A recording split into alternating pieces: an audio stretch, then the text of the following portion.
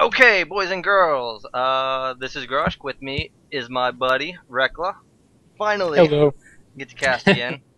And we have an awesome match.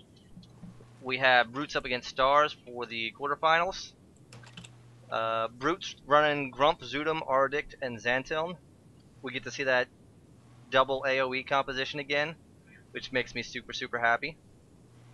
And the Stars running Bodrum, Kimpaz, Azzure, and Szygash. So double mage, double choker. I don't think this is this lineup that we've had to face before. Could be wrong about that. No, I don't think so either, and I'm excited to see what happens because I don't think you guys ran this team against Stars, and I think it was that match where the flag bugged out, and then you Yeah. had to do a repeat, and you still won exactly the same way twice. They even tried to change it up. They changed protection and stuff, and they still just got obliterated. Their lineup was a little different. They had Leighton and Kid, or was it? Did they go full mage It was and it was the go? usual team. I think It it was was. Tri-Mage for sure. They had Leighton for sure. Oh, I'm they not. didn't. I'm trying to remember if they Okay, so had Kid or Azula for the fourth. I think Azula. But either way, this is going to be a little different because I don't think that this composition has gone against the other. But they're going to have to play really well with double choker comps when you have really good bards on the team too, like Auorodict, and you also have all this AOE damage that's just going to come out anyway. They're going to have to pretty much segregate and choke, divide and conquer, and they're going to have to do that successfully, which I think is going to be really difficult. Yeah. So I'm actually leaning toward Brutes winning this, unless Bodrum can create enough interference in the middle of the match for them to pull something off. Alright, just a heads up, something is wonky with the map triggers, so it's not going to be working properly for those of you watching the stream. Sorry about that. It's all right. We'll try to keep a check on it. Pull off this overlay, get that off here. And, I don't know, it's going to be interesting. Like you said, the double choke is going to be something that we haven't had to deal with before.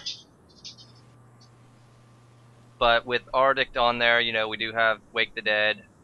We have 2 Dirt Kickers. Should be reasonable. Plus, with the AoE spam going off, it's kind of hard for other people.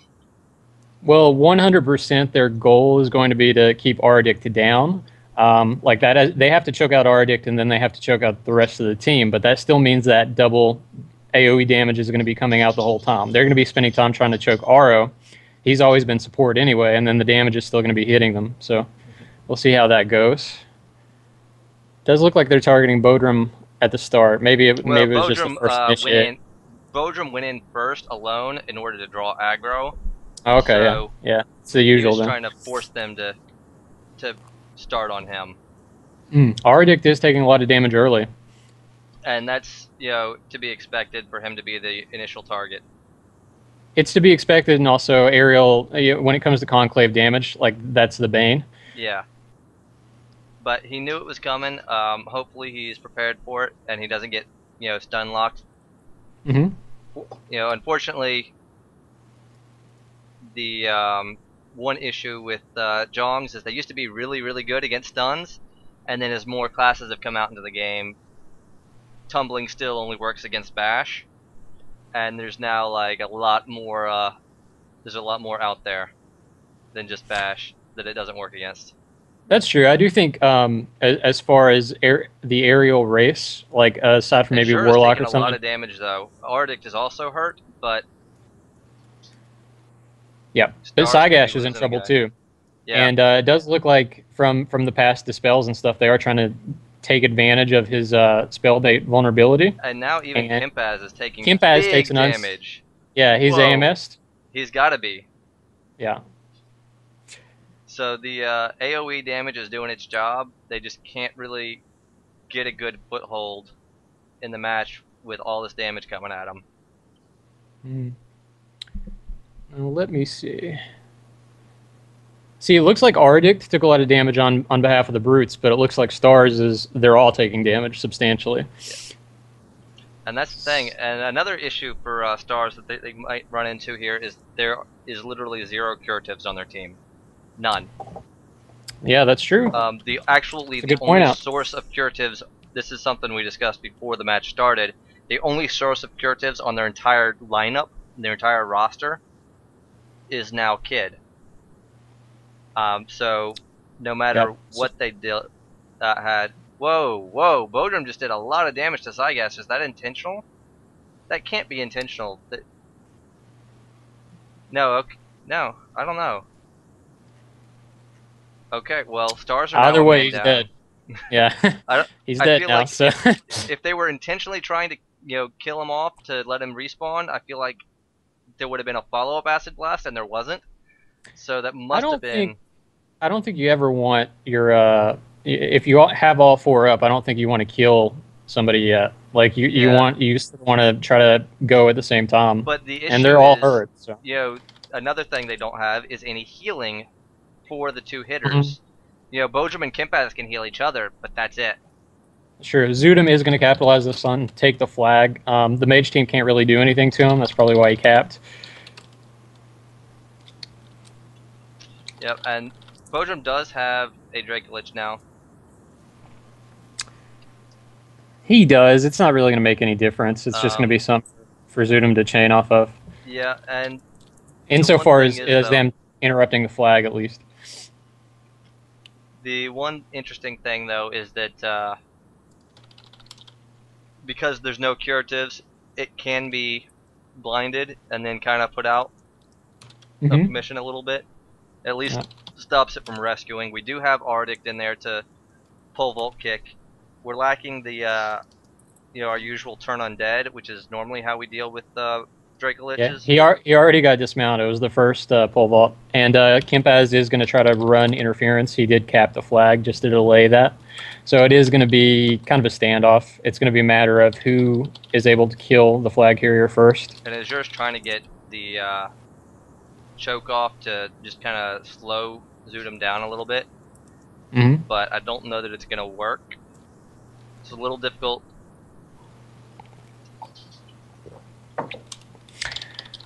It's a little difficult to choke out Minotaurs, especially when they're expecting you and can just chain you to death. The Stars cap was what they had to do.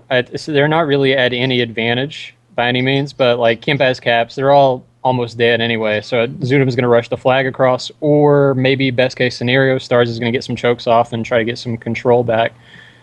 But for the moment, Brutes is looking in really good shape.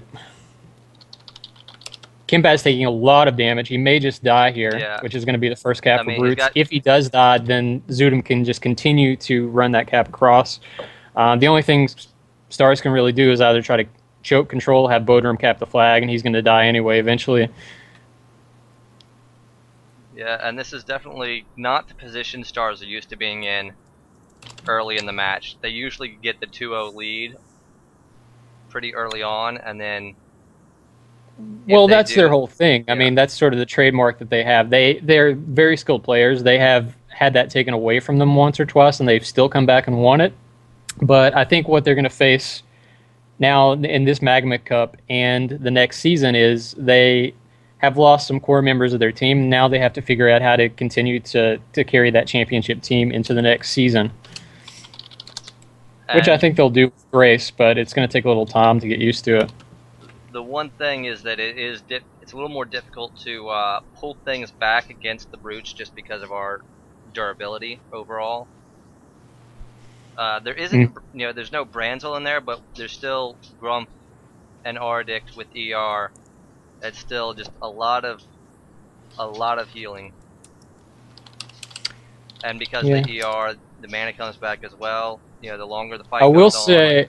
I will say I love to see Branzel in there with Grumf and Dxutim, because you have all that guaranteed AoE damage, and then you have a lay, and then you have ER, and then you have all these things. You have Auorodict to sort of song heal while ER is pumping into him. It's just a really, really well thought out team. Like, it has everything almost.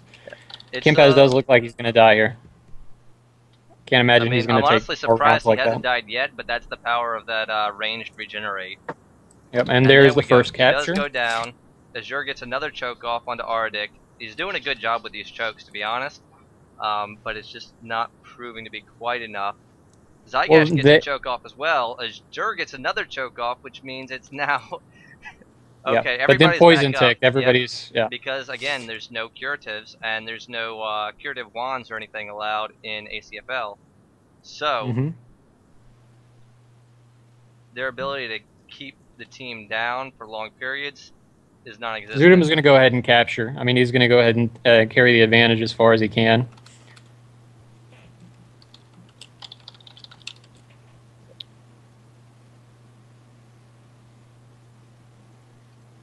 And now what he needs to do is just yeah, there he goes. He's not going to engage on Bodrum. It's going to waste time. So he's going to wait for Bodrum to use any lag up on him and then maybe get some chains across. That way Bodrum will take the full chain instead of that little wimpy little bit of damage. And Szygash is the only member of the team that's not, in red health, nearly dead. But there's nothing he can do alone against Dxutim, I don't think. No, I mean, of the people that you want at full health, Szygash isn't one of them. Like, he would be very easy to segregate and take control of after the rest are dead. I mean, there's not much chance he can get a choke off with Dxutim expecting him to run into the room. They do get another choke onto Auorodict, but it's right before the tick starts, and without being able to cure the poison, that's not very helpful. So that's the problem here with this composition. Yeah, they have double choke, but without cure poison, I mean, you're honestly usually probably better off with single choke and cure poison than you are with double choke and no poison. That's true. Those almost have to go together because it's just, I mean, any person who has even average player. There's the second cap. Yep. Any average player killer will tell you that those ticks are excruciatingly long once your poison gets cured, especially in ACFL. So much can happen. It can easily be the difference between, a flag cap and not.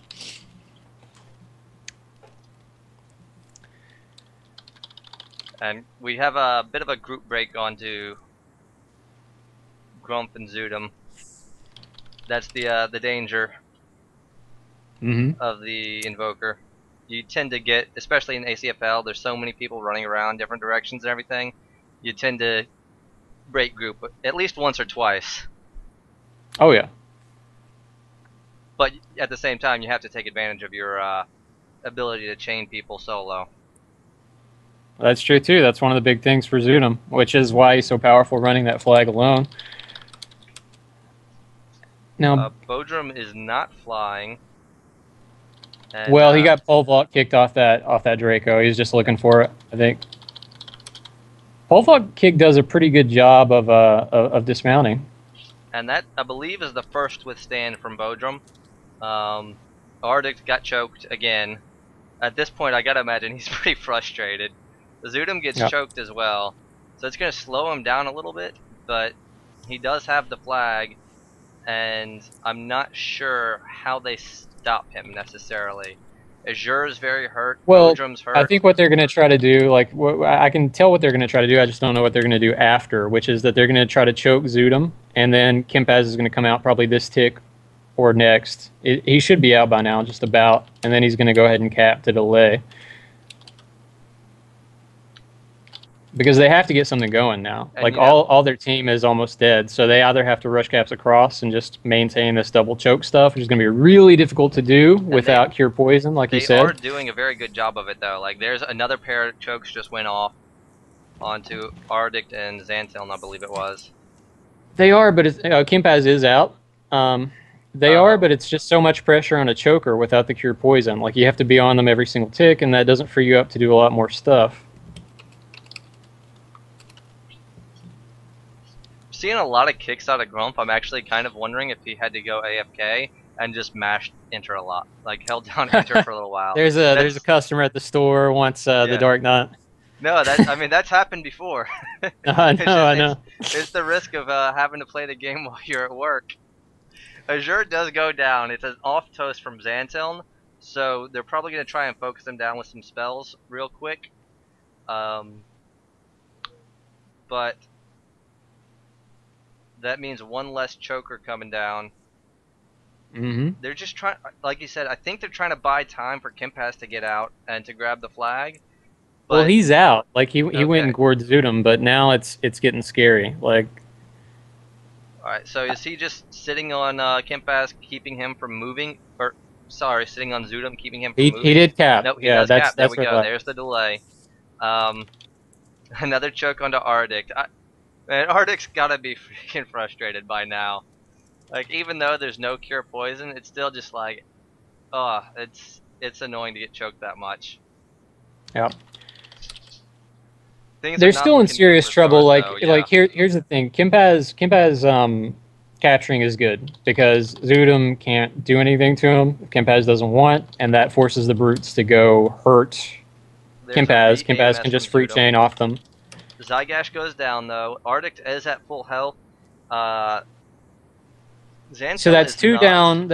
That's two down, and then Bodrum withstood recently, so his health is low. Kimpaz is healing him, so basically what Brutes has to do with this advantage is they have to heal up a little bit, and they have to kill Kimpaz. That round will get it done. It can be. I mean, Kimpaz is at, well, mostly full health right now. A couple more rounds like that, he won't be. And all they need is for Kimpaz to die. Yeah. Like what are they going to do after The that? issue is, you know, I don't know how much health Grumf still, or how much mana Grumf still has to heal Kid up. Sorry, Xantiln. Yeah. Why am I like? I'm on another page right now. Oh, sorry. Just trying to heal Xantiln up enough that Kimpaz doesn't just kill him outright if he tries to get onto him. Because it can take a while, even doing that kind of damage, it can take a while to actually kill Kimpaz with Bodrum in the next room spamming regenerate at range. That's true. Come on, Auorodict. No cause for big damage. fatality. Like, that's not going to help you any. That's a weaken. That's a dispel. Xantiln does getting capped. Oh, but it's an off Right. toast at this point. Auorodict can if finish Auro can finish him off, especially with that trip, he's going to get some damage off. Then it's game. And it does look like it's going to go down that way. There's nothing they can really do. And there we go. And that should be it. That's going to be it. Oh, he's at the 40, so he's still going along. But if Dxutim has mana, there's nothing Bodrum can do. All he can do is get as wimpy a lot. So what Brutes wants to do now and is go and make sure that Bodrum doesn't get some kind of cap off. I mean, it would probably just be a time delay, but they want to go ahead and seal the deal right here. And it looks like, you know, Auro is trying to kick him off the Dracolich and then presumably dirt kick him. Mm. He does dismount, and the dismount he can't cap when he's mounted, so he does. He's going to probably try to cap here. But all they have Grumf to do is delay, and that's it. Grumf's just sitting on him with the kicks to prevent it. He knows. Yep. Bodrum gets capped. Dxutim looks. There's the flea. There's the flea. Dxutim stuck on the Draco. He needs a rescue, and then it's game. Yep, that should be it. Bam, and a nice 3-0. That was a good game, man. Oh man, I was nervous coming into this, to be honest. I wasn't sure exactly who all was going to be available tonight. Dxutim was actually a last minute. Was able to get here kind of last minute, so this could have been a very different match. Without well, he's definitely a wonderful character to have against Stars. You know, there's been that debate about what is Brutes without Dxutim, but the thing is, Dxutim is an especially powerful character against the Stars composition, and that's what the competition has been at the top tier the past couple of years. So I think you do have to have him, or at the very least, you want to field him if you have him available. So it's very good that he showed up tonight. All right, so that's gonna take care of that. Tomorrow night that was we have. That was a great game. I think that's probably one of the. I would consider that one of the finals, really. We still have what is it tomorrow? Sharks versus Quicksilver, and then followed by most likely it's going to be Brutes versus Sharks in a rematch. Yep. You guys have something to prove.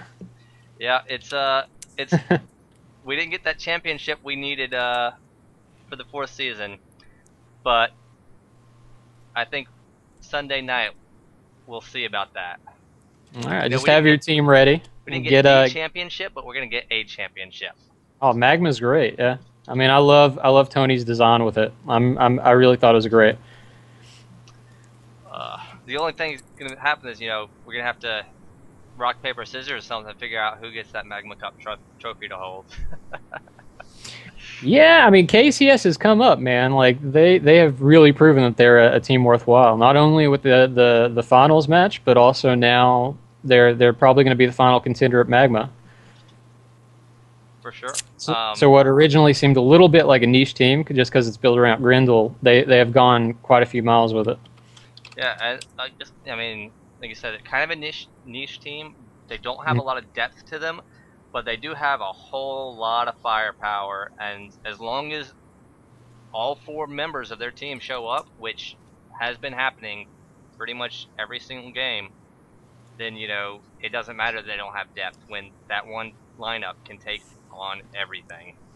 Well, I know one of the big debates this Magma Cup has been just how much influence do owners have on the teams, and it's substantial. Like a good owner will have their team show up, and KCS has shown up every time. I think Dan or Marcus is owed a lot of that because he seems to be he seems to be very involved in the process. Absolutely. And he seems to care, which is a big difference. Like you have owners in the past few years who have sort of seen ACFL as an investment, and you've seen others who have maybe spent almost more than they have earned from the season, but they care about the glory of it a little more than the financial profit. And I think that's definitely true for, like I said, a couple of the teams. I know Flyke has said for him it's about the money, but I think we've kind of seen otherwise in the way he's approached it. I know Marcos for sure is here to have fun and make things happen. Well, I think Dan is like the Bill Gates of DSL. Like he has all this money, so it's like, what's more money? So now it's a little more about like, oh, how else do I make a name for myself in the game? This is just his toy. Yeah, exactly. It's like I forget, but there's that billionaire who owns an NFL team. Like he's very very rich, but he just kind of plays with it. You're talking about Seahawks, I think. But yeah, it's. Well, I'm having a brain fart now. Mark Cuban. Or is that I don't know. A different owner you're talking about? It doesn't matter, but you get the point. Anyway, all right. So that was tonight's match. I still feel like I would have been interested to see how the match would have gone out against the old team, I guess, of Stars, their old lineup, as opposed to what we saw tonight. But they definitely put up a good fight. Definitely were not slouching at all. Those chokes were like non-freaking stop. They did everything they could possibly be expected to do, and it just wasn't quite enough, it looked like. They did a great job, but I do think the composition bit them a little bit. I think Brute's composition was better in this circumstance. I also think Brute's played as well. So when you have 2 teams and they're top tier and they're playing equally well, but then you have the composition, then that's what happens. But now Stars has to sort of figure out their footing into the next season. Magma is it's really like a glorified test run to see how the teams are, how they are in shape still. I think it matters. Like I think everybody wants to win it, but the seasons are when everybody perks up, and Stars has maybe seen what they need to do now a little bit. And I'm sure, I mean, there are multiple strategists on that team. I think pretty much everybody has a say in the Stars composition, and they kind of iron out some ideas and figure out the best one and then try what the majority agrees on. So what they're probably going to do is look at the past few fights and try to come to a consensus on what they need the next draft. And there's definitely, hopefully the next draft does, we've gotten, I think, a good couple more people interested in ACFL thanks to this. So hopefully that's reflected in the next draft. Well, it's so funny to me that it was a weird year. You know, we had the ACFL draft kind of late in the year. We have one of the smallest drafts, probably the smallest draft we've had. But I think the interest has been greater this past season, and I think it's probably been greater than any other previous season. Like we have had more new people come and be involved and say, "Oh, I think I'd like to have a try at this." Um, just for example, we had the new two teams that we're going to try, the Billy Goats and the Rockets, right? Mm-hmm. It's been a few months for me, so if I got the names right, that's good. That is right. But but now hopefully we're going to have more involvement. And I think what Tony did was he saw that if the draft wasn't that large, all the players were at least very excited, and he capitalized that on and had Magma Cup. And I think more interest, build on more interest, is just going to create a great competitive game for people to play.